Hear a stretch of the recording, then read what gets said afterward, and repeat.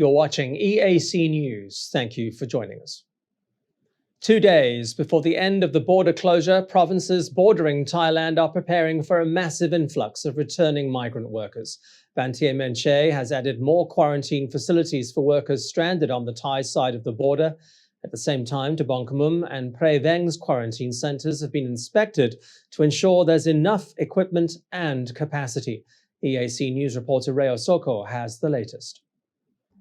Banteay Meanchey Governor Reatrey has announced that the province has added 2 more locations as quarantine centers for returning migrant workers.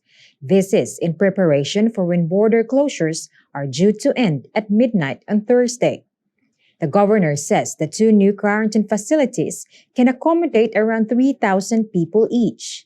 Banteay Meanchey currently has 20 quarantine facilities and 15 treatment centers for COVID-19 patients. Meanwhile, the Minister of Social Affairs, Veterans and Youth Rehabilitation, Vong Sauth, has carried out an inspection of quarantine centers in Veng and Tbong. The 2 provinces continue to receive a large number of migrant workers.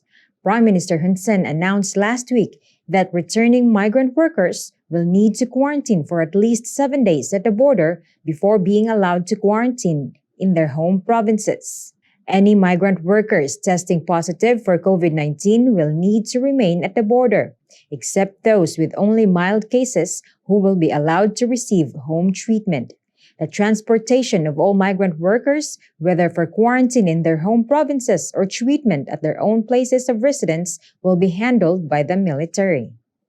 Reatrey, EAC News.